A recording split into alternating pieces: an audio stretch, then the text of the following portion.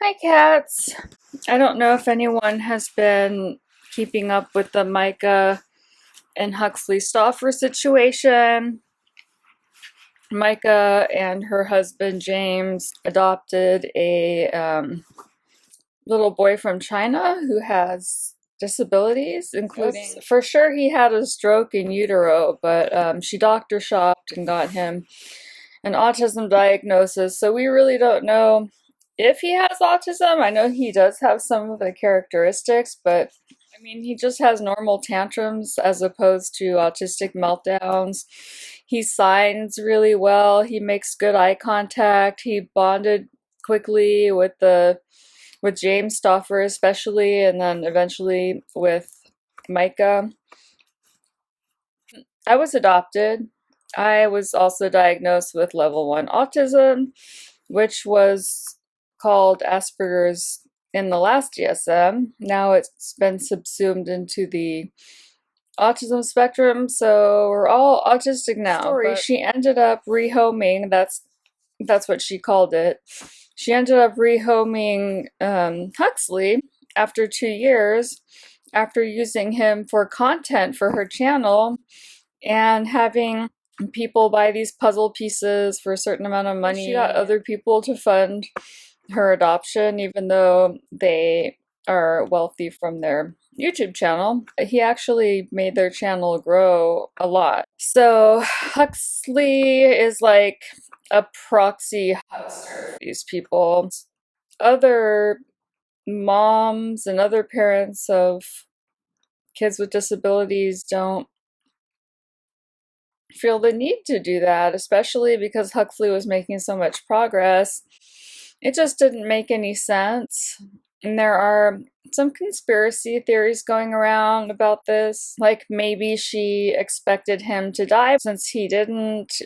She found him to be an imposition. She said that he chose to have these other parents. Well, he's nonverbal and he's like 4, so 4.5.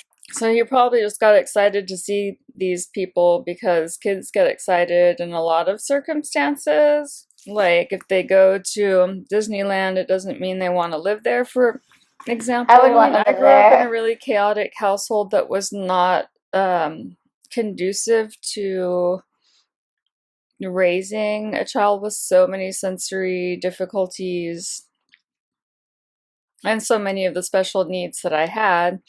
They just didn't get addressed. So I had to teach myself how to appear neurotypical. They didn't fool them at the clinic. I think I do a pretty good job of masking my autistic traits. I've been working on that for decades.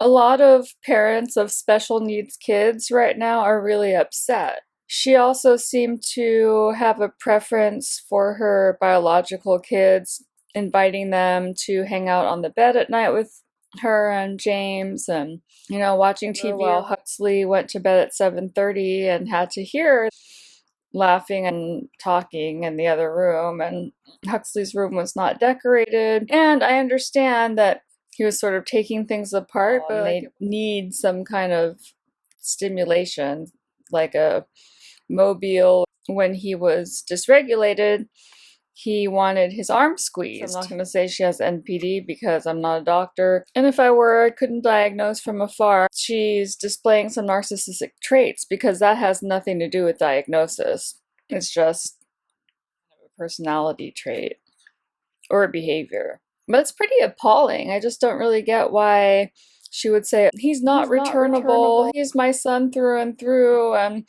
even if he ends up in a wheelchair, that's fine, I'll take care of him his whole life. And then after he provides all this content, gains all these subscribers, then he's disposable. So it's kind of understandable why there are so many conspiracy theories around this.